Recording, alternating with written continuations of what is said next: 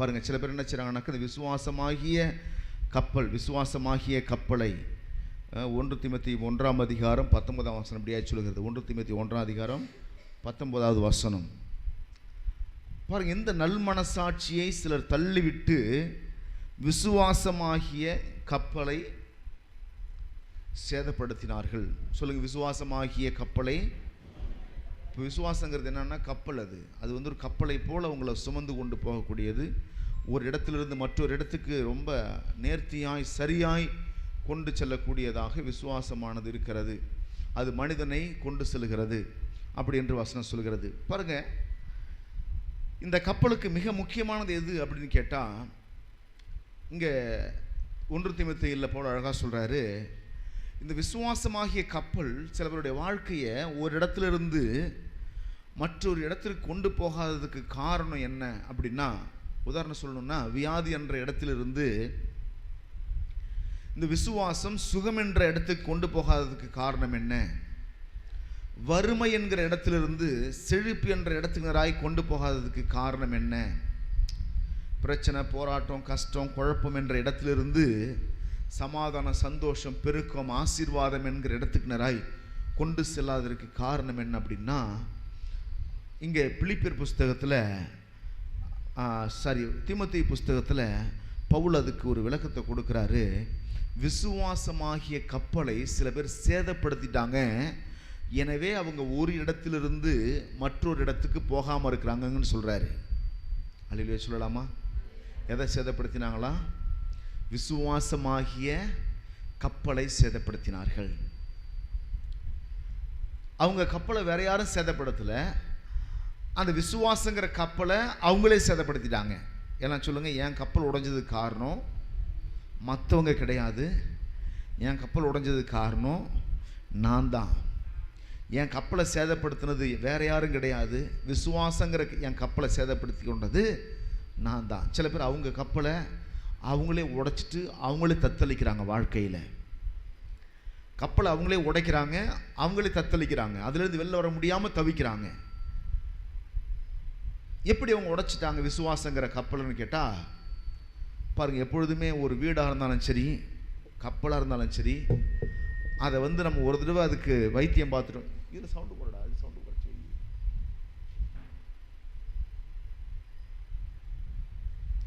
ஒரு இடத்துலேருந்து நம்ம ஒரு வீடை கட்டி இருக்கிறோம்னாலும், ஒரு கப்பலாக இருந்தாலும் சரி, அது என்ன செய்யணும்னு கேட்டால், அடிக்கடி அதை ரீஒர்க் பண்ணிகிட்டே இருக்கணும்.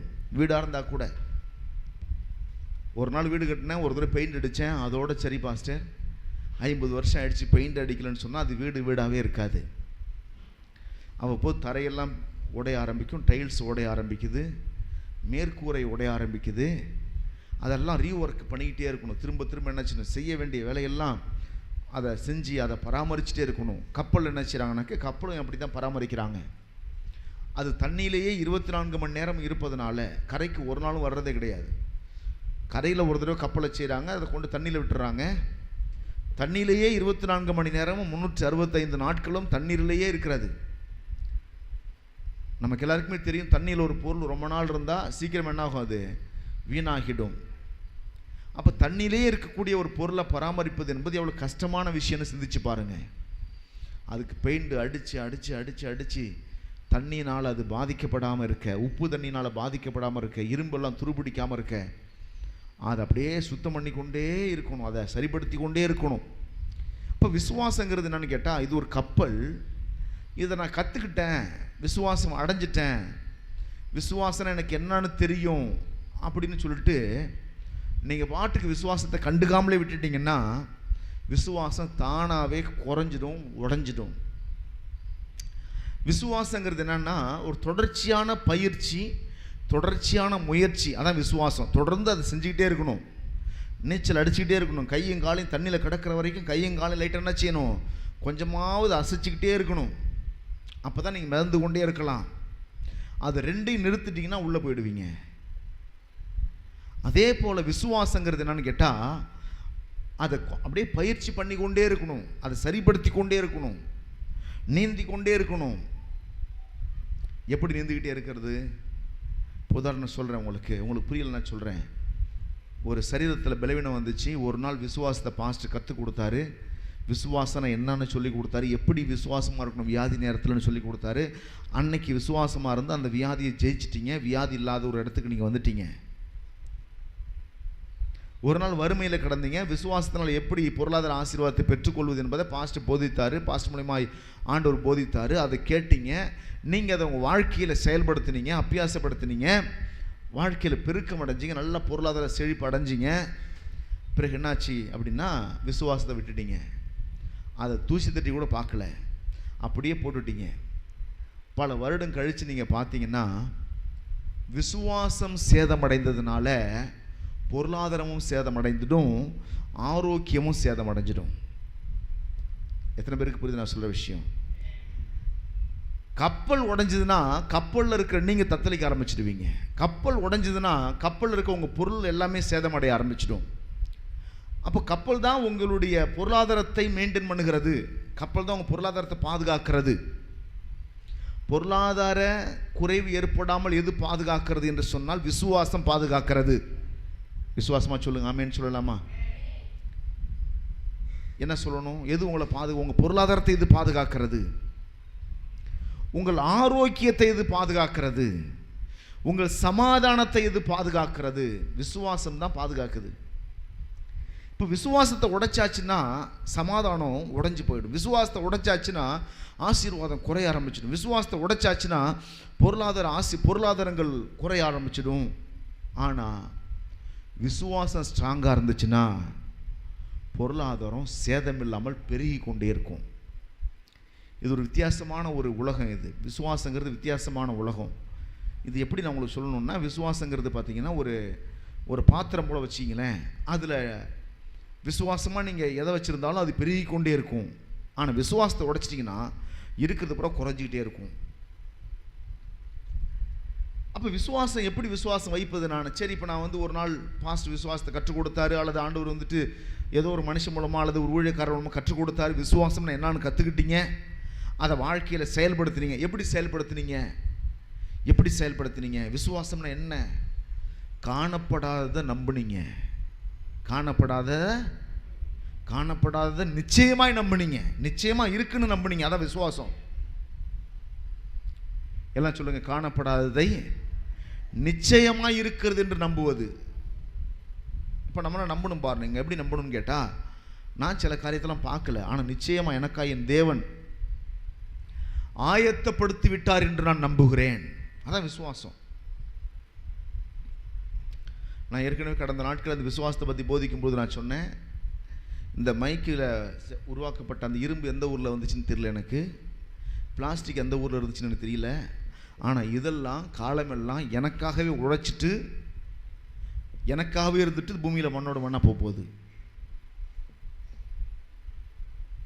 எனக்காகவே இது உழைக்குது. இது நான் பிறக்கிறதுக்கு முன்னாடியே இதெல்லாம் செஞ்சுட்டாரா கர்த்தர்னா? இல்லை. ஆனால் நான் பிறக்கிறதுக்கு முன்னாடியே இந்த மைக்கா எனக்கு செய்யலை, ஆனால் இந்த இரும்பு எனக்காகவே உருவாக்கப்பட்ட இரும்புன்னு நான் விசுவாசிக்கிறேன். எனக்கு பயன்படுவதற்கென்றே உருவாக்கப்பட்ட இரும்பு. அப்போ நான் பிறக்கிறதுக்கு முன்பதாகவே இந்த இரும்பை கர்த்தர் எனக்காக உண்டாக்கினார்னு சொன்னால், ஒருவேளை நீங்கள் கையில் மோதிரம் போட்டிருக்கிறீங்க, அந்த மோதிரத்தை உங்களுக்காக உண்டாக்கியிருப்பார்னு சொன்னால், செயின் போட்டிருக்கீங்க, செயினை உங்களுக்காக உண்டாக்கியிருப்பார்னு சொன்னால், அல்லது நிலம்புலம் வச்சுருக்கீங்க, நிலம்புலத்தை உங்களுக்காக உண்டாக்கியிருப்பார்னு சொன்னால், நீங்கள் பிறக்கிறதுக்கு முன்பதாகவே உண்டாக்கியிருக்கிறார்னு சொன்னால், இன்னும் எத்தனை ஆசீர்வாதங்கள், நீங்கள் பார்க்காத நன்மைகளை கர்த்தர் உங்களுக்காக உண்டாக்கியிருக்கிறார். அதெல்லாம் ஒன்று ஒன்றா அனுபவிக்க போகிறோம். எல்லாம் சொல்லுங்கள், ஒன்று ஒன்றா அனுபவிக்க போகிறீங்க. இன்னும் என் கண்ணால் பார்க்கல, உங்கள் கண்ணால் நீங்கள் பார்க்கல, ஆனால் கர்த்தர் ஆயத்தம் பண்ணினது 100% மேலாக நிச்சயம். எல்லாம் சொல்லுங்க, 100% மேலாக நிச்சயம். நம்ம எதை நம்புகிறோம் அப்படின்னா, காணாததை நம்புகிறோம். காண்கிறத நம்புறதுக்கு பேர் விசுவாசம் இல்லை. எது விசுவாசம் அப்படின்னா, காணாததை நம்புவது தான் விசுவாசம். எதை நம்புவது விசுவாசம் சொல்லுங்க? காணாததை நம்புவது. காண்கிறத ஏன் நம்பணும்? ஒரு மனுஷன் நான் பார்க்குற கண்ணால் பார்க்குறேன், அதை எதுக்கு நான் நம்பணும்? பாருங்க, காணாததை நம்புவது தான் விசுவாசம். வேதத்தில் வாசிக்கிறோம், ரோமருடைய புஸ்தகம் 8ஆம் அதிகாரம் 25வது வசனம் இப்படியாய் சொல்கிறது, நம் காணாததை நம்பினோமாகில் அது வருகிறதற்கு பொறுமையோடே காத்திருப்போம். எல்லாம் சொல்லுங்க, காணாததை நம்பினோமாகில். எத்தனை பேர் காணாததை நம்புறீங்க? இன்னும் நான் பார்க்கல, ஆனால் நான் நம்புகிறேன். என்ன நம்புறேன் தெரியுமா? நிச்சயமாக எனக்காக கர்த்தர் எல்லாவற்றையும் ஆயத்தம் செய்து முடித்து விட்டார். எனக்கு என்ன விசுவாசனா, இப்போ நீங்களாம் அந்த சர்ச்சில் உட்காந்துருக்கீங்க இல்லையா, நீங்களும் இன்றைக்கி தான் சர்ச்சுக்கு வரல. நான் இந்த ஊருக்கு வர்றதுக்கு முன்னாடியே கர்த்தர் இந்த ஊரில் உங்களை பிறக்க வச்சுருந்தார். இந்த சர்ச்சில் விசுவாசிகளாக இருப்பதற்கு பிறக்க வைத்திருந்தார். இப்போ நான் சிந்திச்சு பார்க்குறேன், இன்னும் எத்தனை லட்சம் பேர் இந்த பூமியில், இந்த பகுதியில் இந்த சர்ச்சுக்குன்னே உருவாக்கப்பட்ட எத்தனை பேர் இருக்கிறாங்க? அல்லேலூயா. என் கண்ணால் நானும் பார்க்கல, யார் யாரெல்லாம் இந்த சபைக்குன்னு நியமிக்கப்பட்டவங்கன்னு என் கண்ணால் பார்க்கல. ஆனால் எனக்கு ஒரு விஷயம் நல்லா ஆணித்தரமாக தெரியும், அவர் எனக்காக அநேகரை உருவாக்கி வைத்திருக்கிறார், அநேக நன்மைகளை உருவாக்கி வைத்திருக்கிறார், அநேக ஆசீர்வாதங்களை உருவாக்கி வைத்திருக்கிறார். இப்போ நீங்கள் நம்புறீங்களா? எத்தனை பேர் நம்புறீங்க? உங்களுக்கு நல்ல ஒரு எதிர்காலத்தை கர்த்தர் உண்டாக்கி வச்சிருக்கிறார். ஆமென். காலமெல்லாம் இந்த கஷ்டத்திலேயே வாழ்க்கை ஓடுன்னு நினைக்காதீங்க. காலமெல்லாம் வியாதியிலேயே வாழ்க்கை இருக்குன்னு நினைக்காதீங்க. கண்ணீரிலே வாழ்க்கை இருக்குன்னு நினைக்காதீங்க. அழுகையாகவே இருக்குன்னு நினைக்காதீங்க. நல்ல ஒரு எதிர்காலம் உங்களுக்கு ஆண்டவர் ஆயத்தம் பண்ணி இருக்கிறார். ஆமென். நல்ல ஒரு எதிர்கால திட்டத்தை கர்த்தர் வைத்திருக்கிறார். எப்பொழுதுமே பிள்ளைகள் எந்த விதமான அக்கறையுமே இல்லாமல் இருப்பாங்க, ஆனால் பெற்றோர் அக்கறை இல்லாமல் இருக்க மாட்டாங்க. பிள்ளைகள் அக்கறை இல்லாமல் இருப்பாங்க, பெற்றோர் அக்கறையாகவே இருப்பாங்க. பாருங்கள், இந்த பிள்ளைங்க காலையில் சாப்பாடு என்னான்னு கேட்காது, ஆனால் பெற்றோர் அதிகாலையில் இருந்து அந்த பிள்ளைக்கு என்ன சாப்பாடு பிடிக்குங்கிறத ஆயத்தம் பண்ணிடுவாங்க, ரெடி பண்ணி வச்சிருவாங்க. அந்த பிள்ளை சாப்பாடுன்னு கேட்ட அடுத்த நிமிஷத்தில் சாப்பாடு தட்டில் இருக்கும். எப்போ ஆயத்தம் செய்யப்பட்டது? அந்த பிள்ளை கேட்டதுக்கு அப்புறம் இல்லை, பிள்ளை கேட்கறதுக்கு முன்னாடியே அவங்க என்ன செஞ்சிட்டாங்க? ரெடி பண்ணிட்டாங்க. எத்தனை பேர் விசுவாசிக்கிறீங்க? எத்தனையோ நன்மைகளை கர்த்தர் உங்களுக்காக ஆயத்தம் பண்ணி முடித்து விட்டார். நீங்க நினைத்து கூட பார்க்காத, எதிர்பார்க்காத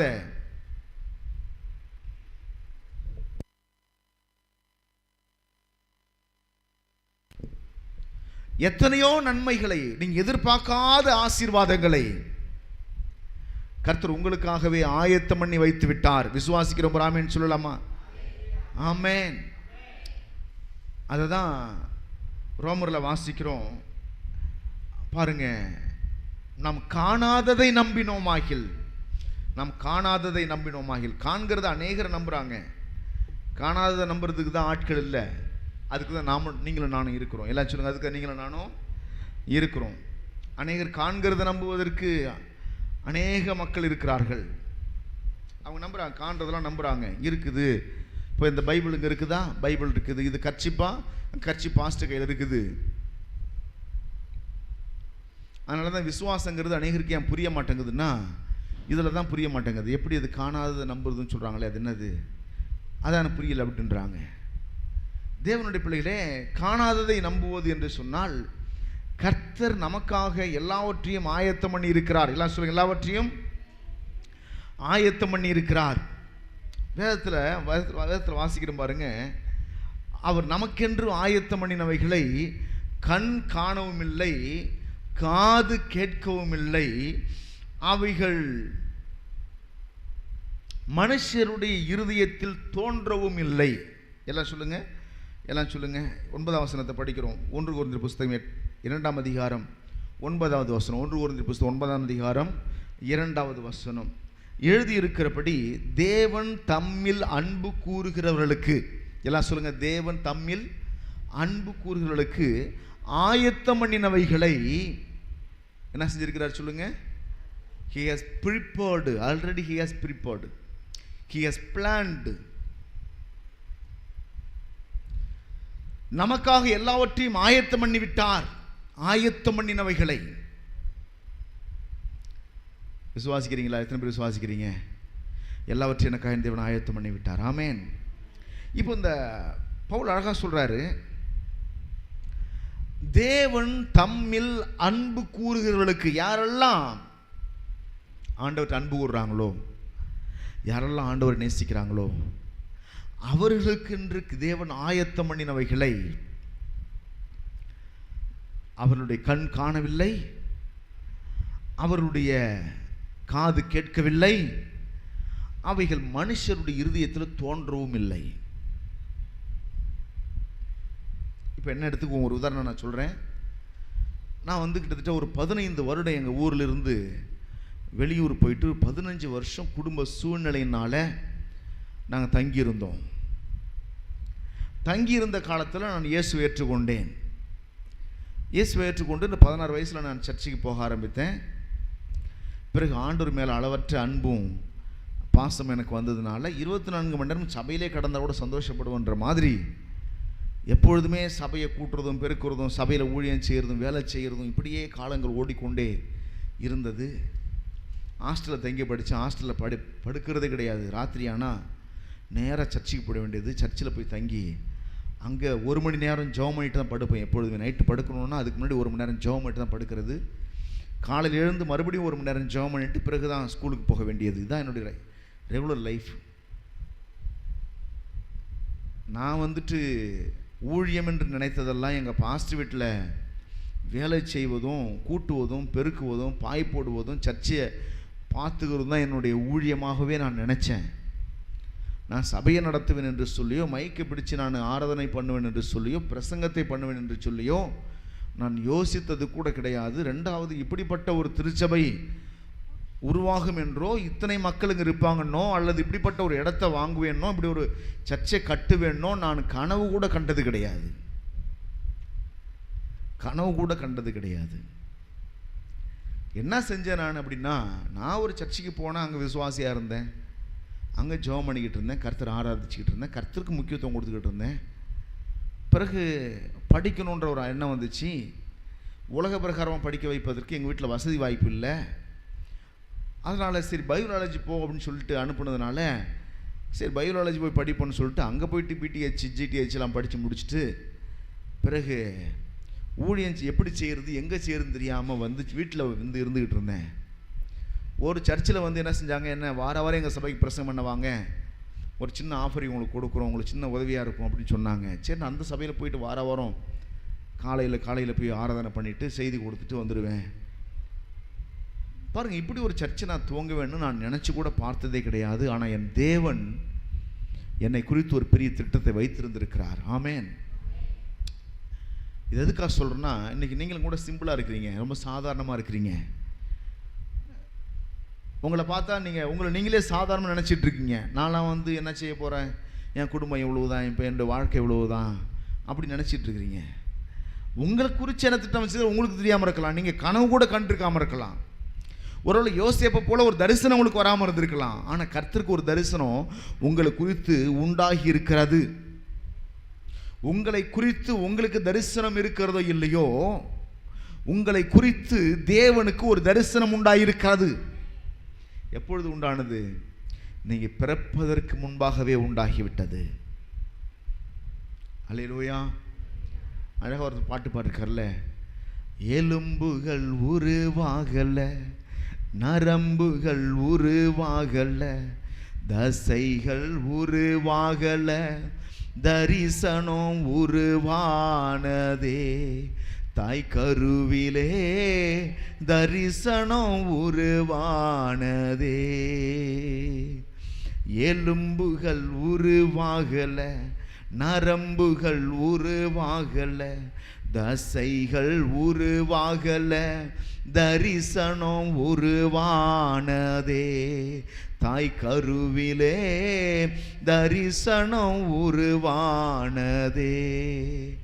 எப்படிப்பா உமக்கு நன்றி சொல்லுவேன், சொல்ல வார்த்தையே இல்லை, நீங்க போதும் என் வாழ்க்கை முழுவதும், வேறு ஆசையே இல்லை. எப்படிப்பா உமக்கு நன்றி சொல்லுவேன், சொல்ல வார்த்தையே இல்லை, நீங்க போதும் என் வாழ்க்கை முழுவதும், வேறு ஆசையே இல்லை. எத்தனை பேர் விசுவாசிக்கிறீங்க, நான் பிறக்கிறதுக்கு முன்னாடி, என் தாய் உருவாகிறதுக்கு முன்னாடி என்னை குறித்த ஒரு தரிசனம் ஆண்டவருக்கு உண்டாயிற்று. ஆமென். அல்லேலூயா. இப்படி ஒரு மனுஷன் பிறப்பான், இந்த வருஷத்தில் வாழ்வான், இந்த வருஷத்தில் இப்படி சர்ச்சை கட்டுவாங்கிறதெல்லாம் தேவனுடைய தரிசனம். நான் இப்போ உங்களுக்கு சொல்கிறேன், இப்படி ஒரு தேவ பிள்ளை நீ இருப்ப, இப்படி ஒரு ஊழியத்துக்கு உதவியாக இருப்ப, இப்படி ஒரு சபைக்கு உதவியாக இருப்ப, இப்படி ஒரு சபை கட்டப்பட உதவியாக இருப்ப என்பதெல்லாம் நீங்கள் பிறப்பதற்கு முன்பதாகவே தேவன் திட்டம் பண்ணி முடித்து விட்டார். ஆமென். நிறைய பேர் நினைக்கிறாங்க ஊழியன்னு சொன்னால் மைக்கு பிடிச்சு பேசுறது தான் ஊழியம் அப்படி நினச்சிட்டு இருக்கிறாங்க. இல்லை, ஊழியன்னு சொன்னால் ஊழியக்காரரை தாங்கிறதுக்கும் அதுக்கு பேரும் ஊழியந்தான். சபையை கட்டுவதும் ஊழியந்தான். ஊழியங்களுக்கு கொடுத்து உதவுவதும் ஊழியந்தான். பைபிளில் படிக்கிறோம் பாருங்கள். கோரேஸ் என்ற ஒரு ராஜாவை பற்றி ஆண்டவர் சொல்கிறாரு, அவன் ஒரு பெரிய சர்ச்சை கட்டலை. இன்னும் சொல்லப்போனால் அவன் தேவனுடைய சந்ததியில் கூட வரல, யூதர் கூட கிடையாது. அவன் கிட்டத்தட்ட ஒரு 400 மைல் தூரத்தில் இருக்கக்கூடியவன். இஸ்ரவேல் தேசத்திலிருந்து 400 மைல் தூரத்தில் பிறக்க போகிறவன். கிட்டத்தட்ட ஒரு 40 வருடங்கள் 50 வருடங்களுக்கு பிறகு பிறக்க போகிறவன். பாருங்க, அவனை குறித்து அவன் பிறக்கிறதுக்கு முன்பதாகவே தீர்க்க தரிசனமாக ஏசாயா சொல்றாரு, கோரேஸ் எனக்கு பிரியமானதையெல்லாம் செய்வான், அவன் என் மெய்ப்பன் என்று சொல்லுகிறார். he is my shepherd அப்படின்றார். அவன் என் மெய்ப்பன் என்று சொல்லுகிறார். யாரை பார்த்து சொல்றார் அப்படின்னா, அப்படி ஒரு ஆள் பிறக்கவே இல்லை இதுவரையில். அந்த மாதிரி ஒரு பேரில் ஆள் பிறக்கவே கிடையாது. ஆனால் கோரேஸ் ராஜாவை பற்றி ஏசாயா சொல்றாரு, அவன் என் மெய்ப்பன். கர்த்தர், அவர் உண்மை கர்த்தர் பேசுறாரு, அவன் என் மெய்ப்பன், அவன் என் மெய்ப்பன். என்னதான் வேலை செஞ்சான், என்னதான் ஊழியம் செஞ்சான் அவன் அந்த கோரேஸ் ராஜா அப்படின்னு கேட்டால், இஸ்ரவேல் ஜனங்கள் நடத்தலை. இஸ்ரவேல் ஜனங்களுக்கு ராஜாவா இல்லை. இஸ்ரவேல் ஜனங்களை விட்டு தள்ளி 400 கிலோமீட்டர் அந்தாண்ட இருக்கக்கூடிய பாபிலோன் தேசத்தை சுற்றி இருக்கக்கூடிய பகுதிகளில் அவன் ஒரு ராஜாவாக இருக்கிறான். கோரேஸ் ராஜாவாக, கோரேஸ் என்ற பெயரோடு கூட ராஜாவாக பிறந்திருக்கிறான். அவன் பிறந்த பொழுது அவன் என்ன செய்தான் என்று சொன்னால், இந்த உடைக்கப்பட்ட எருசலேமில் இருக்கக்கூடிய தேவனுடைய ஆலயம் கட்டப்படுவதற்கு பண உதவி செய்தான். இந்த கோரேஸ் ராஜா என்ன செஞ்சான் தெரியுமா? ஒரு ஆலயம் கட்டப்படுவதற்கு, உடைந்து போன மதில் சுவர் கட்டப்படுவதற்கு, ஆலயத்தினுடைய மதில் சுவர் கட்டப்படுவதற்கு, ஆலயம் புதுப்பிக்கப்படுவதற்கு பண உதவி செய்தான் அந்த ராஜா. வேற ஒன்றும் செய்யலை. அவனை பார்த்து தான் கர்த்தர் சொல்றாரு, he is my shepherd, அவன் என்னுடைய மெய்ப்பன், அவன் என் ஊழியக்காரன். அவனுக்கு முன்பாக வெண்கல கதவெல்லாம் உடைத்து இரும்பு தாழ்பாலில் முறித்து அந்தகாரத்தில் இருக்க பொக்கிஷங்களை எல்லாம் அவனுக்கு கொடுப்பேன். ஏனென்று சொன்னால் அவன் எனக்கு பிரியமானதை செய்வான். ஊழியம் என்றால் என்ன தெரியுமா? ஊழியம் என்றால் என்ன தெரியுமா? கர்த்தருக்கு பிரியமானதை செய்வதற்கு பெயர்தான் ஊழியம். இப்போ நீங்கள் கர்த்தருக்கு பிரியமானதை செய்யணும், நான் கர்த்தருக்கு பிரியமானதை செய்யணும். என்னை குறித்து கர்த்தருக்கு என்ன பிரியம்?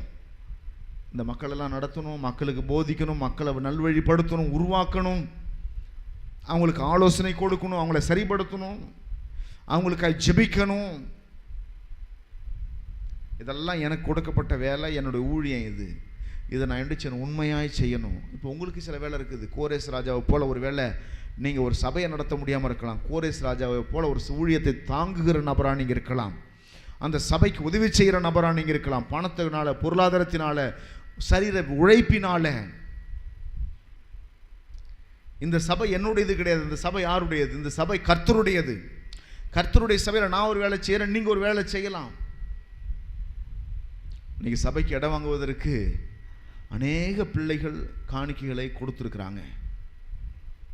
சில பேருடைய காணிக்கையெல்லாம் வந்த விதத்தை நான் பார்க்கும் பொழுது அதை நினச்சி நான் அவங்களுக்கு எப்படி நான் ஜெபம் பண்ணுறது, அவங்கள ஆசீர்வதிங்க ஆண்டவரேன்ற வார்த்தையை தவிர வேறு வார்த்தை எனக்கு சொல்ல தெரியல எனக்கு. அவங்க கொடுத்த அந்த சூழ்நிலை. ஒரு சகோதரர் அவர் பேரை பிரசங்கத்தில் சொல்லக்கூடாது, ஆண்டவர் மட்டும் அறிந்தால் போதுமானது. ஒரு சகோதரர் வெளிநாட்டில் இருக்கிறாரு. அவர் பார்த்தீங்கன்னா அவருடைய சொந்த ஊருக்கு வரணும். 3 வருஷம் அவங்க தங்கிட்டு 3 வருஷம் கழித்து மனைவி பிள்ளைகளை பார்ப்பதற்கு வரணும். வந்தாருன்னா அதுக்கு அடுத்த சில மாதங்களில் அவருக்கு பிறந்த நாள் வருது, திருமண நாள் வருகிறது. அதையெல்லாம் கொண்டாடணும். மனைவி பிள்ளைகளை பார்க்க வரணும். அவர் என்ன செஞ்சாருன்னா, நான் ஊருக்கு வந்தால் எனக்கு 1 லட்ச ரூபா செலவாகும் பாஸ்டர், அதை நான் கர்த்தருக்குன்னு கொடுக்க விரும்புகிறேன். நான் ஊருக்கு வரல, அந்த 1 லட்சத்தை கர்த்தருக்கு நான் கொடுக்க விரும்புகிறேன். அவருடைய அக்கௌண்ட்டில் இருந்த மொத்த காசையும் சுரண்டி எடுத்து மொத்தத்தையும் இங்கே அனுப்பி வச்சுருந்தார். அவர் மொத்த காசையும் எடுத்து. அக்கௌண்ட்டில் அவ்வளோதான் இருந்துச்சு. ஏன் தரணும்? இதெல்லாம் அவர் தானா தராரா அல்லது தேவ திட்டமா அப்படின்னு கேட்டால் இல்லை, இது தேவ திட்டம். தானா தரல, இது தேவ திட்டம். கோரேஸ் ராஜாவை பற்றி ஏற்கனவே கர்த்தர் முன்குறித்திருந்தது உண்மை என்று சொன்னால், இந்த ஊழியத்தை தாங்குவதற்கு கொடுத்திருக்கிற தேவ பிள்ளைகளும் கூட ஏற்கனவே முன்குறிக்கப்பட்டவர்கள், தேவனால் தெரிந்து கொள்ளப்பட்டவர்கள். அவர்கள் தேவனுடைய மெய்ப்பர்கள் என்று நான் சொல்லுவேன். தேவனுடைய மெய்ப்பர்கள், தேவனுடைய ஊழியக்காரர்கள், கர்த்தருக்கு பணி செய்கிறவர்கள். மைக்க பிடிச்சாதான் பாஸ்டர் கிடையாது. இது ஒரு பெரிய ஊழியெல்லாம் கிடையாது. அப்படிப்பட்ட நபர்கள்லாம் இல்லைன்னா இப்படிப்பட்ட ஊழியம் அங்கே எழும்பியிருக்க முடியாது. சில பேரெல்லாம் கர்த்தர் வைத்ததுனால தான் அங்கே ஊழியமாக நடக்குது. இங்கே நான் ஒரு ட்ரெஸ் போட்டு நிற்கிறேன்னு சொன்னால், இங்கே ஒரு ஆராதனை பண்ணுறேன்னு சொன்னால், இதுக்கு பின்னாடி அநேகருடைய கண்ணீர் காணிக்கை இருக்கிறது. அநேகர் கண்ணீரை காணிக்கையாய் விதைத்திருக்கிறார்கள், கிரையம் கொடுத்திருக்கிறார்கள். இல்லைன்னு சொன்னால் ஒரு மனுஷன் அப்படி நிற்க முடியுமா? அந்த இடத்துல என்னுடைய தேவைகள் எவ்வளவு தெரியுமா? கடந்த மாதத்தில் ஒரு 20,000 தேவையில்லாத செலவு, இந்த மாதத்தில் ஒரு 15,000 தேவையில்லாத செலவு. அதெல்லாம் சந்திக்கப்பட்டால் ஒழிய நான் என்ன செய்ய முடியாது? இங்கே ஒரு சபை நடத்தவே முடியாது. இங்கே இருக்கிற ஒவ்வொரு கல்லுமே அநேகருடைய கண்ணீர். இந்த கல்லெல்லாம் தானாக வரல. இங்கே இருக்கிற ஃபேன் முதற்கொண்டு, இங்கே இருக்கிற ஃபால் சீலிங் முதற்கொண்டு, லைட்டு முதற்கொண்டு, தரை முதற்கொண்டு, டைல்ஸ் முதற்கொண்டு, இங்கே இருக்க கம்ப்யூட்டர் முதற்கொண்டு, கேமரா, மற்ற எல்லா காரியங்கள், கீபோர்டு, டிவி எல்லாமே அநேகருடைய கண்ணீர் காணிக்க. அதெல்லாம் அவர்களெல்லாம் நான் சொல்கிறேன் கர்த்தரால் தெரிந்து கொள்ளப்பட்டவர்கள், தேவனுடைய ஊழியக்காரர்கள். அவங்களாம் தேவனுடைய ஊழியக்காரங்க. எப்படி ஊழியக்காரங்களாம் மாறினாங்க தெரியுமா? ஒருவேளை இந்த டிவியினுடைய விலை ஒரு 25,000 ரூபாய் அப்படின்னு வச்சுக்கிட்டா, 2 டிவியும் 46,000 ரூபாய் அப்படின்னு வைத்து கொண்டால், அது அவங்களுடைய ஒரு மாத சம்பளம், ஒரு மாத உழைப்பு. தேவனுடைய பிள்ளைகளே, அவர்களெல்லாம் தேவனுடைய ஊழியக்காரர்கள். தேவனுடைய எதற்காக இந்த விஷயத்தை சொல்றேன் அப்படின்னா, இப்போ நம்ம சப்ஜெக்டை தாண்டி போகிறோம். இப்போ விசுவாசங்கிறது என்னன்னு கேட்டா, விசுவாசங்கிறது கப்பலை போல ஒரு மனுஷன் சுமக்கக்கூடியது. இதில் மிக முக்கியமான விஷயம் என்னன்னு கேட்டிங்கன்னாக்க, இந்த விசுவாசத்தில் மிக முக்கியமான விஷயம் என்ன? இந்த விசுவாசம் உங்களையும் சுமக்கும், உங்கள் பொருளாதாரத்தையும் சுமக்கும், உங்கள் ஆரோக்கியத்தையும் சுமக்கும், உங்கள் சமாதானத்தையும் பாதுகாத்து கொள்ளும், உங்களுடைய வாழ்க்கை முழுவதுமே பாதுகாத்து கொள்ளும். ஆனால் நீங்கள் மாத்திரம் ஒரு விஷயம் உடைந்திராதபடி பாதுகாக்கணும். அது என்னன்னு கேட்டால், விசுவாசத்தை சேதப்படுத்தாமல் பாதுகாத்து கொள்ள வேண்டும். உங்கள் விசுவாசத்தை சேதப்படுத்த எத்தனை பேர் முயற்சி பண்ணினாலும் இடம் தரவே கூடாது. நான் எப்போ பாஸ்ட் இடம் கொடுத்தேன் சேதப்படுத்துறதுக்கு? விசுவாசத்தை நல்லா ஜெபம் பண்ணிட்டு இருந்தீங்க, கர்த்தர் நடத்துவார்னு நம்புனீங்க, கர்த்தருக்காக ஊழியம் செஞ்சீங்க, கர்த்தருக்காக வாழுறேன், கர்த்தருக்காக வாழ சொல்லிட்டு இருந்தீங்க. யாரோ ஒரு மனுஷன் பணமோ பொருளோ கொடுத்த உடனே அவன் பேச்சை கட்டுக்கிட்டு கர்த்தருடைய வார்த்தையை விட்டுட்டீங்க, கர்த்தரை தேடுறதை விட்டுட்டீங்க, ஜெபிக்கிறதை விட்டுட்டீங்க. ஏதோ ஒரு முதலாளி உங்களுக்கு மாசமாக சம்பளம் கொடுத்தனால முதலாளி தான் கடவுள் ஆகிட்டார் உங்களுக்கு. அது ஒரு கர்த்தர் கடவுள் இல்லைன்ற மாதிரி ஆயிடுச்சு. விசுவாசத்தை மாற்றி முதலாளி மேலே வச்சுட்டீங்க. இப்போ கர்த்தர் மேலே நம்பிக்கை இல்லை. இங்கே தான் விசுவாசத்தை உடைச்சிட்டீங்க, கர்த்தர் மேலே இருந்த விசுவாசத்தை உடைச்சிட்டீங்க. எங்கே கொண்டு வச்சிருக்கீங்க நம்பிக்கை? இப்போ முதலாளி தான் கடவுள்.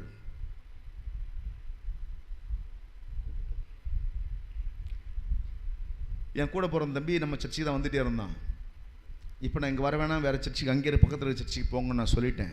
இவ்வளோ தூரம் இங்கேயும் வராமல் அங்கேயும் போகாமல் நீ இப்படி இருக்கிறதுக்கு பதிலாக அங்கே ஏதாவது பக்கத்தில் சர்ச்சுக்கு பக்கத்தில் போயிட்டு வந்துக்குங்க அப்படின்னு சொல்லிட்டேன்.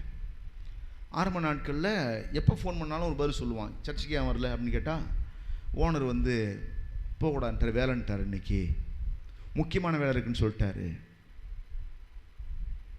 இதை கேட்டுக்கிட்டு எனக்கும் டென்ஷன் ஆகிடுச்சு. ஒரு நாள் சொன்னேன், ஃபோன் பண்ணேன், என்ன தம்பி உன் கடவுள் போகக்கூடாதுன்னு சொல்லிட்டாரான்னு கேட்டேன். உன் கடவுள் சர்ச்சை போகக்கூடாதுன்னு சொல்லிட்டாரான்னு கேட்டேன். யார் என் கடவுள்னா? அதான் முதலாளி தான் கடவுள், அவர் ஒன்று போகக்கூடாதுன்னு சொல்லிட்டாரா அப்படின்னு கேட்டேன். விசுவாசத்தை உடைச்சிட்டீங்கன்னா வாழ்க்கை உடைஞ்சிரும். விசுவாசத்தை பேணி காக்கணும்னா வாழ்க்கை வீணா போயிடும்.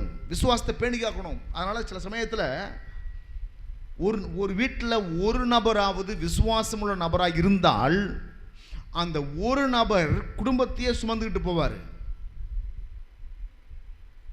குடும்பத்தில் இருக்க அத்தனை பேர் விசுவாசம் இல்லாத நபராக இருந்தீங்கன்னா உன் குடும்பத்தை யாராலையும் காப்பாற்ற முடியாது. வீடியோலாம் போட்டாங்க. அந்த வீடியோலாம் பார்த்தா பயமுறுத்துறானுவோம், அத்தனை பேரும் பயமுறுத்துறானுவோம். சிம்மராசிக்காரர்களே, உங்களுக்கு அப்படி நடக்க போகுது, இப்படி நடக்க போகுது, அப்படி ஆகிடும், பயமுறுத்துறானுங்க. இதை கேட்ட ஆட்கள்லாம் என்ன செய்வாங்கனாக்கா, அது ஒரு தடவை அந்த வீடியோ யாராச்சும் பார்த்தாங்கனாக்க அவ்வளவுதான் முடிஞ்சுது. அதை கேட்டே இறந்து போயிடுவாங்க. அந்த அளவுக்கு அவன் பயமுறுத்துறானுங்க. ஒரு தடவை அந்த வீடியோவை கேட்ட போதுமானது. அப்படி ஆகிடும், இப்படி ஆகிடும், உனக்கு வாழ்க்கை முடிஞ்சிச்சு, அது ஆகிடும், இதான சொல்லிகிட்டே இருக்கான். பார்த்தீங்கன்னா ஆளாளுக்கு சனி பயிற்சி நடக்குது, அப்படி நடக்குது, இப்படி நடக்குது. கடைசியில் ஒன்றுமே கிடையாது, ஒன்றும் நடக்காது. ஏன்னா ஊரில் உள்ள நாட்டில் அழிஞ்சா போயிட்டாங்க எல்லாருமே. 10 ஒருத்தவங்க நாட்டில் இல்லையா அதை போல் செத்தே போயிட்டானா? கிடையவே கிடையாது. ஆமேன்னு சொல்லலாமா? இப்போ மக்கள் என்ன செய்கிறாங்க, அதை போய் பார்க்குறாங்க. சிம்மராசிக்கு இன்னைக்கு பலன் என்ன, நேற்றைய பலன் என்ன, கடகராசிக்கு நேற்றைய பலன் என்ன, இன்னைய பலன் என்ன. ஏதாவது நல்ல செய்தியாக இருந்தால் உடனே சந்தோஷமாக இருப்பாங்க, முகலாம் சிரிப்பாக இருக்கும். கெட்ட செய்தினா அவ்வளோதான். சில பேர்லாம் காலை எழுந்த உடனே காலண்டரை கிழிக்கும் போது ஜாதகத்தில் அவங்களை குறித்து நேரம் கிழித்து பார்த்துட்டு தான் அடுத்த வேலையை ஆரம்பிப்பாங்க.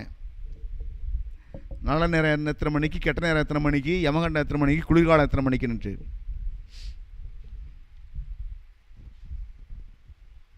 பயம் பயம் பயம் நிறைய பேருக்கு பயம். பயம் வந்தாலே நான் சொல்கிறேன், உங்களுக்கு விசுவாசம் இல்லை.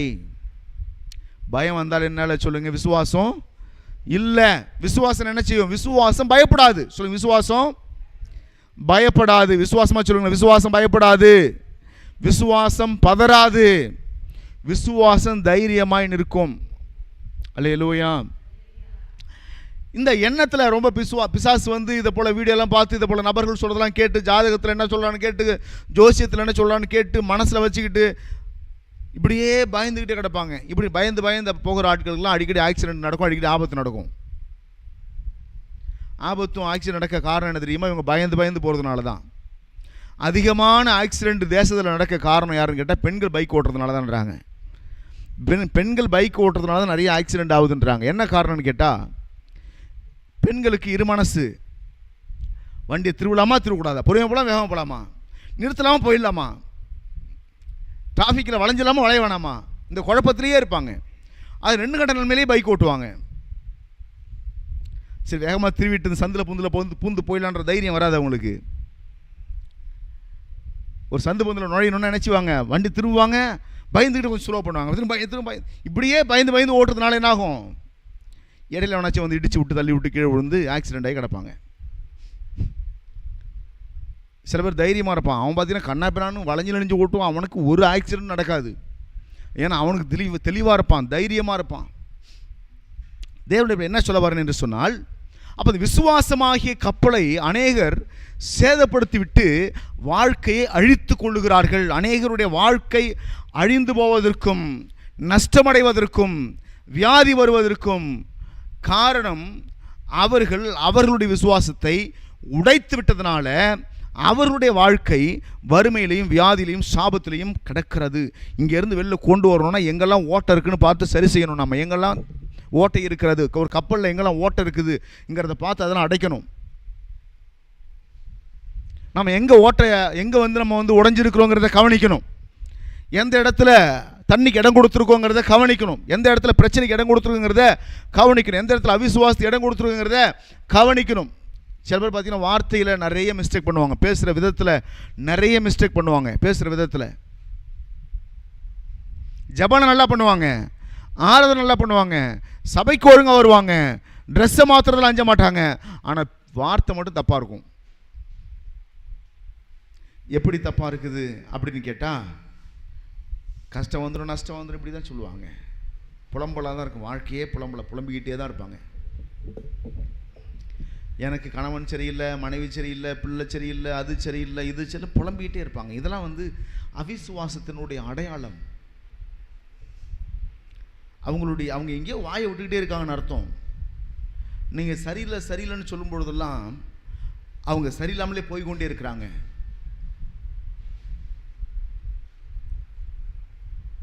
முதலாளி சரியில்லைன்னு சொல்லும் பொழுதெல்லாம் சொல்ல சொல்ல நீங்கள் என்ன செய்றீங்க, அந்த மனுஷனை அப்படியே ஆசீர்வதிக்கிறீங்க. அவன் சரியில்லை அவன் சரியில்லாமலே இருப்பான். உங்களுக்கு மட்டும் அவன் சரியில்லாமல் இருப்பான். எல்லாருக்கும் நல்ல முதலாளியாக இருப்பான். அவனை சரியில்லாமல் ஆக்குனது வேற யாரும் இல்லை, உங்கள் வாய் தான் காரணமே. அதனால தான் நான் சொல்கிறேன், சரியில்லாத மனுஷனை கூட நல்ல மனுஷனை சொல்லுங்கள். ரொம்ப நல்ல மனுஷங்க, ரொம்ப தங்கமான மனுஷன். நான் அப்படி தான் சொல்லிட்டு இருக்கேன். எங்கள் விசுவாசியில் ரொம்ப தங்கமானவர்கள், அன்பானவர்கள், உண்மையை பேசுகிறவர்கள், ஏமாற்றாதவர்கள். சரி, இந்த வசனத்தை மறுபடியும் வாசிக்கலாம் பாருங்க. இங்க என்னதான் சொல்றாரு அப்படின்னாக்க,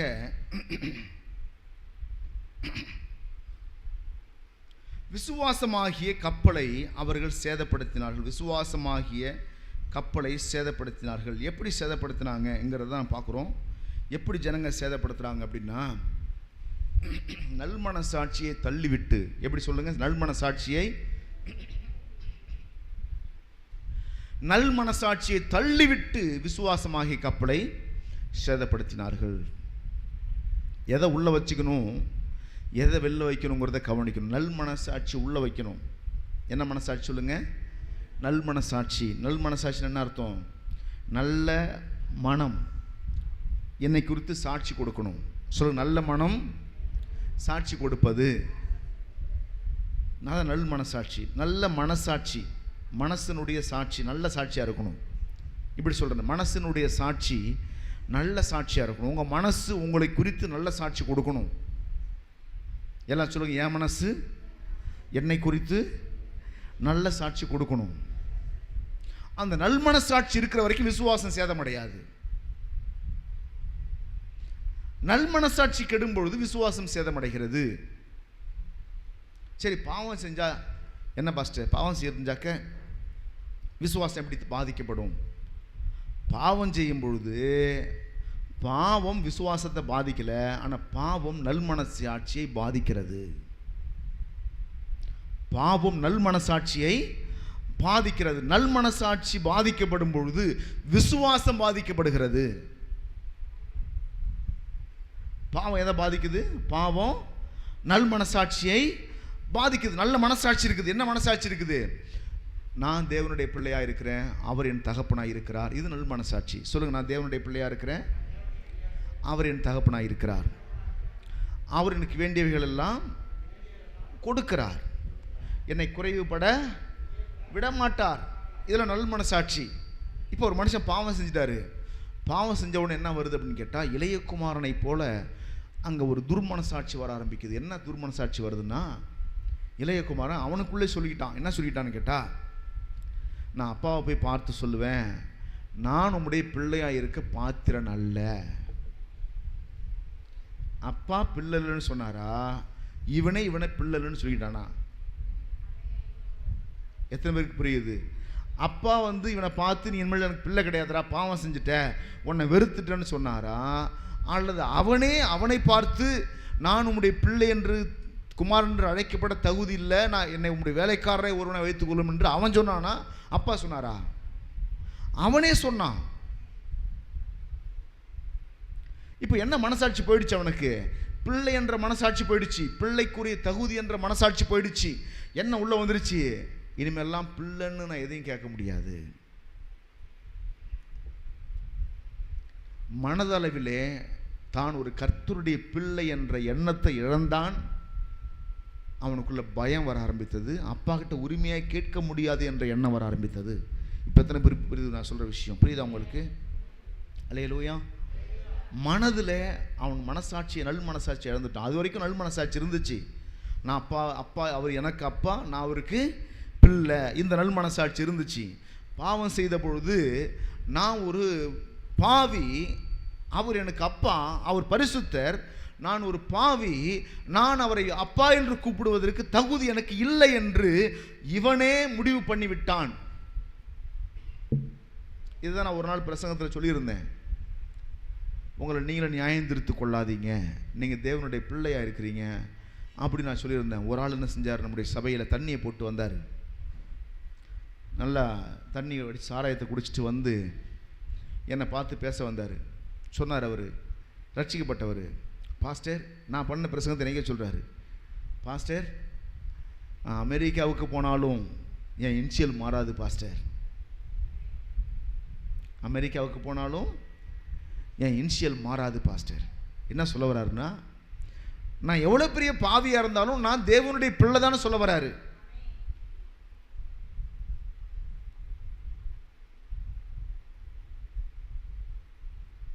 ஆனால் இளையகுமாரன் பாவம் செய்த பிறகு அவன் சொல்கிறான், நான் உன்னுடைய குமாரன் என்று அழைக்கப்பட தகுதி இல்லை அப்படின்றான். இந்த சகோதரர் என்ன சொல்கிறாரு, நான் அமெரிக்காவுக்கு போனாலும் என் இனிஷியல் மாறாது பாஸ்டர்னா அப்பாவுக்கு பிள்ளை தான் அப்படின்னு சொன்னார். பரவாயில்ல, அவர் அதையாவது சொன்னார், நான் சந்தோஷப்படுறேன் ஒரு பக்கம். ஆனால் அவர்கிட்ட நான் ஒரு விஷயம் சொன்னேன், உங்கள் வாயால் 1000 தடவை இல்லை 1,00,000 தடவை நான் பிள்ளை பிள்ளைன்னு சொன்னாலும் உன் மனசாட்சி உன்னை பார்த்து சொல்லும், நீ கர்த்தருக்கு பிரியமாக வாழலன்னு தான் சொல்லும். நீ வேணா ஊரெல்லாம் சொல்லலாம், நான் தேவனுடைய பிள்ளை தேவனுடைய பிள்ளைன்னு ஊரெல்லாம் சொல்லலாம். ஆனால் உன் மனசாட்சி உன்னை பற்றி என்ன சொல்ல தெரியுமா? உன் மனசு உனக்கு என்ன சாட்சி கொடுக்கும் தெரியுமா? அல்லேலூயா. இப்போ நம்ம நல் மனசாட்சியுடையவர்களாக இருக்கணும். என்ன நல் மனசாட்சி? நான் தேவனுடைய பிள்ளை, எல்லாம் சொல்லுவேன் தேவனுடைய பிள்ளை. ஒருவேளை உங்கள்கிட்ட சின்ன சின்ன குறையெல்லாம் இருந்தாலும் கூட இதை போல தான் நீங்கள் நல்லா சிந்திக்கணும், இதை போல் யோசிக்கணும். நான் தேவனுடைய பிள்ளை. அவர் குடித்ததுனால பெரிய பாவி, நீ குடிக்காதனால சின்ன பாவிலாம் கிடையாது. உங்கள்கிட்ட சின்ன சின்ன பாவனை இருக்க தான் செய்யுது, ஆனாலும் அவருக்குள்ள அந்த கான்ஃபிடென்ட் இருக்குது பாருங்கள். அந்த கான்ஃபிடென்ட் நல்ல கான்ஃபிடென்ட், அது நல்ல மனசாட்சி தான் அது. ஆனால் நல்ல வார்த்தை, அவர் பேசுறது நல்ல வார்த்தை. என்னது? நான் என் இனிஷியல் மாறாதுன்னு அப்பாவுக்கு பிள்ளை தான் சொல்கிறது நல்ல வார்த்தை தான். ஆனால் மனசாட்சி தப்பாக சொல்லும். இப்போ நான் சொல்கிற ரெண்டையுமே நீங்கள் சரிப்படுத்தணும். எதெல்லாம் சரிப்படுத்தணும்? உங்கள் மனசாட்சி உங்களை குறித்து சொல்லணும், நான் தேவனுடைய பிள்ளை, நான் அவருக்கு பிரியமானவர்களை செய்கிறபடியினால் அவர் என்னை ஒருபோதும் தனியே இருக்க விடுகிறதில்லை. இதை யார் சொல்கிறா? இயேசு கிறிஸ்து சொல்கிறாரு. இந்த கான்ஃபிடென்ட் உங்களுக்கு இருக்குதா? இந்த மனசாட்சி உங்களுக்கு இருக்குதா? நான் என் பிதாவுக்கு பிரியமானவர்களை செய்கிறபடியினால், இப்படி யாராவது சொல்ல முடியுமா? நீங்கள் ஏன்னா பல நேரங்களில் நாம் நமக்கு பிடிச்சது தான் செய்கிறோமே தவிர அப்பாவுக்கு பிடிச்சதை செய்கிறதே கிடையாது. அப்பாவுக்கு பிடிக்குமான்னு கேட்கிறதே கிடையாது. இந்த பொண்ணு பார்க்குற விஷயத்துலாம் பயங்கர ஸ்ட்ரகிள்ஸ் நடக்கும், பிரச்சனை நடக்கும்.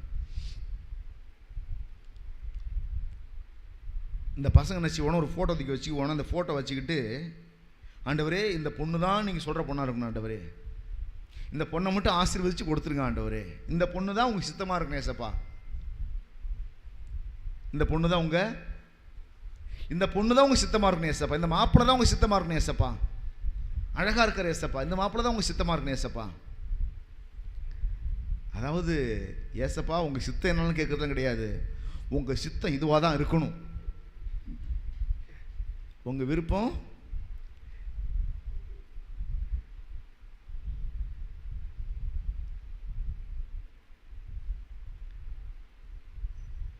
உங்களுக்கு ஒரு சில உணவு பிடிக்காது, ஒருவேளை சப்பாத்தி பிடிக்கலன்னு வச்சிங்களேன். உங்கள்கிட்ட சொல்கிறேன், மனைவி வீட்டுக்கு வராங்க, சப்பாத்தி செஞ்சுட்டு கணவரே உங்களுக்கு பிடிச்சது சப்பாத்தியாக தான் இருக்கணும், சாப்பிடுங்க அப்படி சொன்னால் வீட்டுக்கு நினச்சிவார். அத்தான் உங்களுக்கு பிடிச்சது இந்த சப்பாத்தியாக தான் இருக்கணும்னு சொன்னால் ஏற்றுக்குவாரா? இப்படி தான் அநேகர் நினச்சிறாங்க. அவங்களுக்கு பிடிச்சதெல்லாம் செஞ்சுட்டு இதுதான் கர்த்தருக்கு பிடிச்சிருக்குது, இதுதான் கர்த்தருடைய சித்தம், ஞாயிற்றுக்கிழமையில் வேலை செய்கிறதா கர்த்தருடைய சித்தம். சில பேர் என்ன செய்வாங்கன்னா, நான் ஒரு சில ஆட்களை பார்த்தேன், அவங்க எப்படி சர்ச்சுக்கு வராமல் இருக்க ஐடியா பண்ணாங்க. இந்த சம்மர் நாட்களில் சில பேருக்கு நல்ல பிஸ்னஸ் ஓடும். என்ன செய்ய வேண்டியது? இந்த நாட்களில் பாஸ்டர் சண்டை போட வேண்டியது, சபையை பகைச்சிக்க வேண்டியது, ஜாலியாக வேலை பார்க்கலாம். எப்படா இந்த நாட்கள் வரும்? மழை நாளெலாம் பாஸ்ட் ஃப்ரெண்ட் ஆகிடுவாங்க. வெய்ய நாள் வந்துச்சு சம்மர் பிஸ்னஸ் பண்ணுறவங்களுக்கு, மழை நாளில் பிஸ்னஸ் பண்ணுறவங்களுக்கு அந்த நாளில் பாஸ்ட்டை பகைச்சிக்க வேண்டியது, சண்டை போட வேண்டியது, நைஸாக கிளம்பிட வேண்டியது. திறமையாக இருக்காங்களாம், அந்த நாட்கள் முடிஞ்ச பிறகு வருவாங்க இங்கேருந்து. சர்ச்சுக்கே போகிறது கிடையாது. இந்த சர்ச்சுக்கு வேறு சர்ச்சுக்கு போ, இந்த சர்ச்சுக்கு பிடிக்கலன்னா வேறு சர்ச்சுக்கு போ, போய் கர்த்தரை ஆராதி, கர்த்தருடைய பிள்ளையா வாழு. அதை விட்டுட்டு அங்கேயும் போகாமல் இங்கேயும் போகாமல் ஊருக்கு கதையும் உலகத்துக்கு அதையும் பேசிக்கிட்டு சட்டம் பேசிக்கிட்டு அடுத்த குடும்பத்தை கெடுத்துக்கிட்டு இருப்பதை கர்த்தருக்கு பிரியமானது? நமக்கு நம்முடைய மனசாட்சி என்ன சொல்லும்? நான் கர்த்தருக்கு பிரியமானவைகளை செய்கிறபடியினால் அவர் என்னை ஒருபோதும் தனியே இருக்க விடுகிறதில்லை. உங்க மனசாட்சி சொல்லுமா? உங்களை எத்தனை பேர் சொல்ல போறீங்க நான் கர்த்தருக்கு பிரியமானதை செய்கிறபடியினால்? சொல்ல முடியுதா உங்களுக்கு? வேணும்னே உங்களுக்கு பிடிச்சதெல்லாம் செஞ்சுவிட்டு கர்த்தருக்கு பிரியமானதை செய்கிறேன், கர்த்தருக்கு பிரியமானதை செய்யணும் சொல்லக்கூடாது. கர்த்தருக்கு பிரியமானதை செய்யணும்னா செய்யணும். ஆமென். அப்போதான் மனசாட்சி கெடாது, மனசாட்சியை காப்பாற்றி கொள்ள முடியும். ஓராயிரம் தடவை உன் நீதி நீ பேசிகிட்டு இருக்கலாம், உன் மனசாட்சி உன்னை குறித்து ஒரு நீதி கொடுக்கும் பாருங்க, தீர்ப்பு கொடுக்கும் பாருங்க, அதுதான் சரியான தீர்ப்பு. நீ நல்லவன் நல்லவன் ரைட்டு, நான் சரின்னு 100 தடவை 1000 தடவை கூட சொல்லலாம். சில பேர்லாம் இப்படி வந்துடுவாங்க. சில பேர் எப்படி வருவாங்கன்னா, எல்லாம் ஆண்டவருக்கு பற்றி தெரியும், பொய் சொல்ல வேண்டியது இல்லாத இருக்குன்னு சொல்ல வேண்டியது, இருக்கிறது இல்லைன்னு சொல்ல வேண்டியது, கேட்டால் சொல்ல வேண்டியது என்னது ஆண்டவருக்கு தெரியாதெல்லாம். எனக்கு என்னுடைய உண்மை ஏசப்பாவுக்கு தெரிஞ்சால் போதுமானது. ஏன் மனுஷனுக்கு தெரிய வேணாமா? உண்மை மனுஷன்ட்ட காட்டணும் வேணாமாங்க? சிறிய காரியத்தில் கூட மனிதர்களுக்கு உண்மையாக நீங்கள் இருக்க தெரியணும். உங்களுக்கு மனிதர்களுக்கு முன்பதாக உண்மையாக இருக்க தெரியணும். உண்மையாகவே நீங்கள் உண்மையுள்ள நபராக இருந்தால் மனுஷனுக்கு முன்னாடி உண்மையாக இருப்பீங்க, தேவனுக்கு முன்பாக உண்மையாக இருப்பீர்கள். உண்மை இல்லாத நபராக இருப்பீங்கன்னா மனுஷனுக்கு முன்னாடி உண்மையாக இருக்க மாட்டீங்க, தேவனுக்கு முன்னாடி உண்மையாக இருக்க மாட்டீங்க. கொஞ்சத்தில் உண்மை இல்லாதவன் அநேகத்திலும் உண்மை இல்லாதவனாக தான் இருப்பான். கொஞ்சத்தில் உண்மையுள்ளவனை அநேகத்துக்கு அதிபதியாக வைக்கலாம், அதுலேயும் உண்மையுள்ளவனாக இருப்பான். எத்தனை பேர் ஆமென் நினைக்கிறீங்க? அல்லேலூயா. அப்ப விசுவாசம் எங்க உடையுதுன்னு கேட்டா, எங்கெல்லாம் மனசாட்சி உடைகிறதோ, மனசாட்சி கரைபடும் பொழுதெல்லாம், மனசாட்சியை உடைக்கும் பொழுதெல்லாம், நல் மனசாட்சியை தள்ளிவிடும் பொழுதெல்லாம் விசுவாசமாகிய கப்பலை நீங்கள் உடைக்கிறீர்கள். கப்பல் உடையும் பொழுதெல்லாம் வாழ்க்கை உடைய ஆரம்பிக்கிறது, ஆரோக்கிய குறைபாடு சரீரத்தில் வர ஆரம்பிக்கிறது, வறுமை வர ஆரம்பிக்கிறது, வாழ்க்கை கீழே போக ஆரம்பிக்கிறது. எப்பொழுதெல்லாம் கீழே போகுதுன்னு கேட்டால், எப்பொழுதெல்லாம் மனசாட்சியை தள்ளி விடுறீங்களோ, மனசாட்சி பேசும்போது அதை தள்ளி விட்டுட்டு நீ சொல்றதெல்லாம் கேட்க மாட்டேன், இதெல்லாம் நான் என் இஷ்டம், எனக்கு பிடிச்சிருக்கு, என் விருப்பம், நான் யாருக்கு அடங்க மாட்டேன், நான் எடுக்கிறதா முடிவு அப்படின்னு எப்பெல்லாம் அகங்காரத்தில் ஆணவத்தில் மாம்சத்தில் முடிவெடுக்கிறீங்களோ அப்பொழுதெல்லாம் மனசாட்சியை தள்ளி விடுறீங்க. மனசாட்சி பேசும்போது மனசாட்சியை கொஞ்சம் அமைதியாக எட்டப்போ, நீ எப்பாத்தில் நான் பாவின்னுக்கிட்டு எப்பாத்தில் அது செய்யறது சொல்லிட்டு எட்டப்போ, எனக்கு பிடிச்சிருக்கு நான் செய்கிறேன். இப்போ என்ன எடுத்துக்கிட்டிங்கன்னா, இன்னைக்கு காலையில் கூட என்னால் எழுந்திரிக்கவும் முடியல, பயங்கர டயர்டாக தான் இருந்துச்சு. காலைல 3 மணிக்கு நான் எழுந்திரிக்கணும். இங்கே நான் 7 மணிக்கு சர்ச்சை நடத்த வரணும்னா காலையில் எத்தனை மணிக்கு எழுந்திரிக்கணும்? காலைல 3 மணிக்கு எழுந்திரிக்கணும். படுக்கிறதே மணி 12 மணிக்கு, படுக்கிறது 12 மணிக்கு, காலைல 3 மணிக்கு எழுந்திரிக்கணும். இந்த சரீரம் சொல்லுது இன்னும் கொஞ்சம் படத்துக்க தூங்கு அப்படின்னு சொல்லுது. ஆனால் நான் என்ன சொல்லுவேன்னா, இல்லை டைம் ஆகிடுச்சு, எழுந்திரிக்கணும், கிளம்பு. முடியவே முடியாது, பெரிய போராட்டமாக தான் இருக்குது. எனக்கு பிடிச்சதெல்லாம் நான் செய்யணும்னு நினச்சேன்னா நான் கர்த்தருக்கு பிரியமான ஊழியக்காரனாக இருக்கவே முடியாது. என் மாம்சத்தின் ஆசைகளையும் இச்சைகளையும் நிறைவேற்றிக்கொள்ள நான் பிரயாசப்பட்டால் நான் கர்த்தருக்கு ஊழியக்காரனாக இருக்க முடியாது. சுகபோகமாய் வாழ்கிறவள் உயிரோடே செத்தவளாம் அப்படின்னு நடத்தின தெரியுமா? நான் சுகபோகத்தை விரும்பணும்னு கேட்டா, சில சமயத்தில் கிறிஸ்துவுக்காக நம்முடைய சுயத்தை விடணும். என் மனசாட்சியை காப்பாற்றுறதுக்கு கொஞ்சம் பிரயாசம் எடுக்கணும். மனசாட்சி சொல்கிறத கேட்கணும். மனசாட்சி கொஞ்சம் பயப்படணும். மனசாட்சி இருக்கா உனக்குன்னு கேட்குறாங்கல்ல, அதுக்கு கொஞ்சம் பயப்படணும். பகிரங்கமாக தைரியமாக, இல்லை நான் சொன்னது தான் சரி, நான் பொய் சொல்லலைன்னு பொய் சொல்லிட்டு மனசாட்சியை சரிப்படுத்தலாம் நினைக்காத. கர்த்தர் உன்னை பார்க்குறாரு. அந்த விஷயத்தில் ஆண்டவர் ஒப்பு கொடுத்து, ஆண்டவர் தெரியாமல் பேசிட்டேன் மன்னிச்சிடுன்னு சொன்னால் ரைட்டு. மனுஷனுக்கு முன்னாடியும் மன்னிப்பு கேட்கணும், தேவனுக்கு முன்பதாகவும். நிறைய பேர்லாம் சொல்லலாம், ஆண்டவர்கிட்ட கேட்டேன் பாஸ்டர், ஆண்டவர்கிட்ட பேசிட்டேன் பாஸ்டர், என் மனுஷன்கிட்ட கேட்க மாட்டியா? பைபிள் என்ன சொல்லுது? மனுஷனுக்கு விரோதமாக நீங்கள் பேசியிருந்தா மனுஷன்ட்டு தான் மன்னிப்பு கேட்கணும். தேவனுக்கு விரோதமாக பேசியிருந்தா தேவன்ட்டு தான் மன்னிப்பு கேட்கணும். செய்கிறதெல்லாம், அடிக்கிறதெல்லாம், காயெல்லாம் எங்கே? கட்டு போடுறது அங்கேயா? கால் அடிபட்டதுக்கு வயிற்று ஆப்ரேஷன் பண்ணுவாங்க. நிறைய பேர் அப்படி தான். சண்டை எங்கே போட வேண்டியது? மன்னிப்பு ஆண்டவரை கேட்க வேண்டியது. இவங்ககிட்ட கேட்க மாட்டாங்களாம். சண்டை போட்டல, போயிட்டு மன்னிப்பு கேளு, தெரியாமல் ஆண்டவரே மன்னிச்சிடுங்க. அப்படி அங்கேயும் கேளு. மனுஷன் வந்து பிரதர் தப்பாக நினச்சிக்கிது, அவங்களோட தப்பாக பேசிட்டு அவங்கள பற்றி நான் மன்னிச்சிருங்க பிரதர், உங்களை பற்றி பொய்யா சொல்லிட்டேன், மன்னிச்சிருங்க பிரதர்.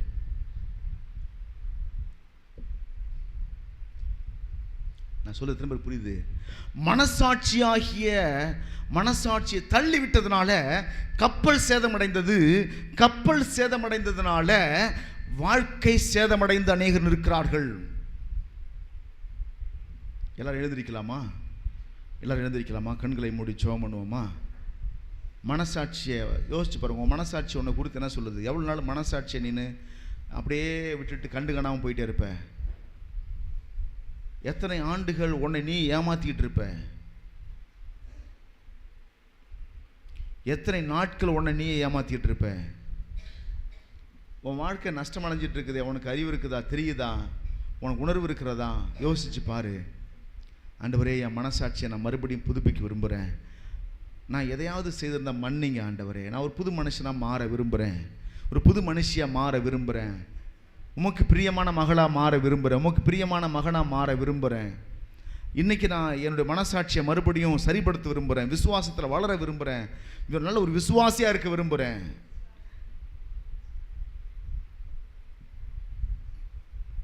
மனசாட்சியை நான் தள்ளி விட்டதெல்லாம் மன்னிங்க. மனசாட்சி பேசும்பொழுது அதை கேட்காம போனதை மன்னிங்க. நல் மனசாட்சியை தள்ளிட்டு நான் துர்மனசாட்சி உடையவனா இருக்கிறத என்ன மாற்றுங்க ஆண்டவரே. நல் மனசாட்சி உடையவனா என்ன மாற்றுங்க ஆண்டவரே. எல்லாரும் கேட்கலாமா? எல்லாம் வாயை திறந்து கேளுங்களேன். நல் மனசாட்சி உடையவனா என்ன மாற்றுங்க ஆண்டவரே. நல் மனசாட்சி உடையவனா என்ன மாற்றுங்க ஆண்டவரே. நஷ்டம் ஆண்டவருக்கு கிடையாது, நஷ்டம் சபைக்கு கிடையாது, நஷ்டம் பாஸ்டர் கிடையாது. உன் மனசாட்சிக்கு எடுத்து கொண்ட நஷ்டம் உனக்கு தான். உன் கப்பலை சேதப்படுத்தினா நஷ்டம் உனக்கு தான். ஆண்டவர்கிட்ட சொல்லு, ஆண்டவரே என்னை மன்னியும். வாயை திறந்து ஒப்பு கொடுத்து எல்லாம் கண்ணை மூடி ஜெபம் பண்ணலாமா? வேடிக்கை பார்க்காம ஆண்டவருக்கு நம்மளை பார்க்குறாரு. ஆண்டவர்கிட்ட ஒப்பு கொடுங்க. எல்லாருமே ஒப்பு கொடுங்க.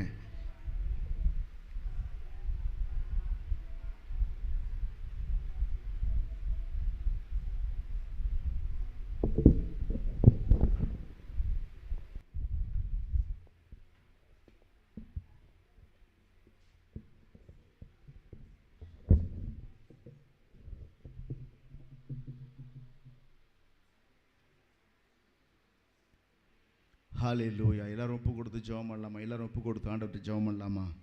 இயேசுவே உமக்கு ஸ்தோத்திரம் ஆண்டவரே, ஸ்தோத்திரம் ஆண்டவரே, ஸ்தோத்திரம் ஆண்டவரே. நன்றி ஆவியானவரே, நன்றி இயேசுராஜா, நன்றி இயேசுராஜா, நன்றி இயேசுராஜா. ஹல்லேலூயா, ஹல்லேலூயா, ஹல்லேலூயா, ஹல்லேலூயா, ஹல்லேலூயா.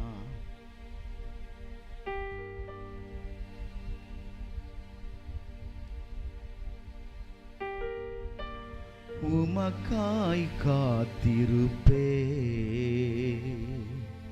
உம்மையே பற்றி கொள்ளுவே, உம் வார்த்தையால் திருப்தியாவே, உம் சமூகத்தில் அகமகிழ்வே. ஏசையா, ஏசையா, ஏசையா, என் நீதி நீர்தானையா. ஏசையா, ஏசையா, ஏசையா, என் நீதி நீர்தானையா. யெகோவா சிற்கேனு நீர்தானையா. எங்கள் நீதி தெய்வம் நீர்தானையா. யெகோவா சிற்கேனு நீர்தானையா. எங்கள் நீதி தெய்வம் யெகோவா சிற்கேனு நீர்தானையா. எங்கள் நீதி தெய்வம்.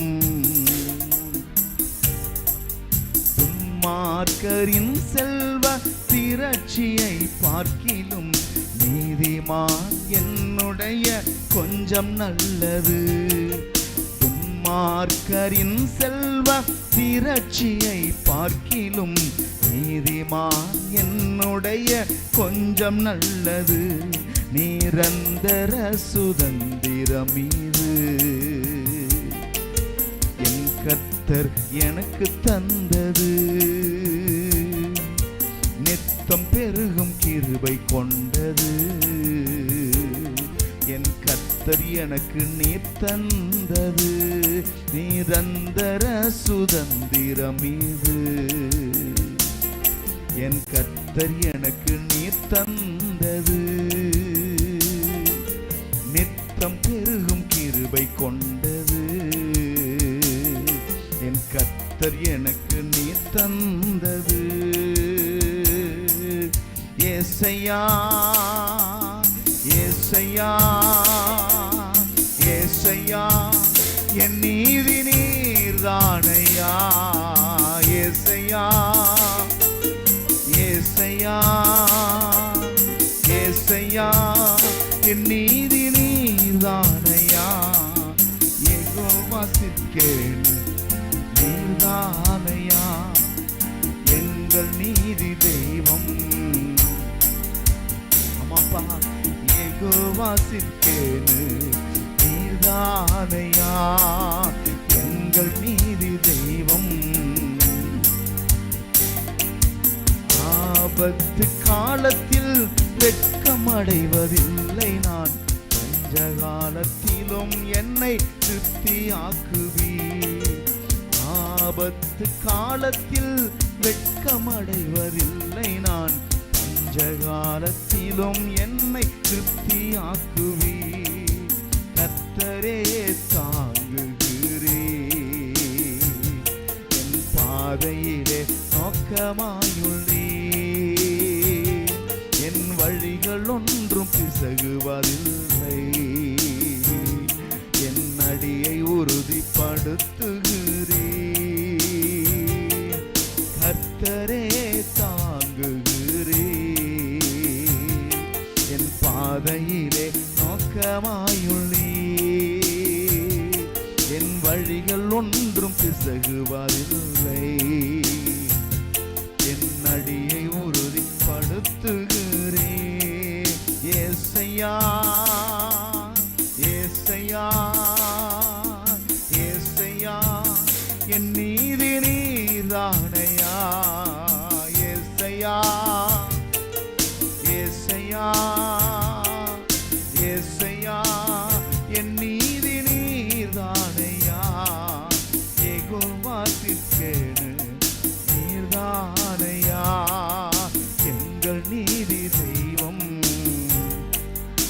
எல்லாம் சேர்ந்து யெகோவா சித்கேனு நீர்தானையா, எங்கள் நீதி தெய்வம். அப்பா பார்த்து சொல்லுங்க, யெகோவா சித்கேனு நீர்தானையா, எங்கள் நீதி தெய்வம். நண்பகல் மட்டும் அதிகமாய் பிரகாசிக்கும் சூரியன் போ, பாதைகள் எல்லாம் அதிகமாய் பிரகாசிக்க செய்பவனே. நண்பகல் மட்டும் அதிகமாய் பிரகாசிக்கும் சூரியன் போல், பாதைகள் எல்லாம் அதிகமாய் பிரகாசிக்க செய்பவனே. யெகோவா சித்கேனு நீர்தானையா, எங்கள் நீதி தெய்வம். எல்லா கண்களை மூடி யெகோவா சித்கேனு நீர்தானையா, எங்கள் நீதி தெய்வம். கண்களை மூடி யெகோவா நீர்தானையா, எங்கள் நீதி தெய்வம். நீர்தானையா.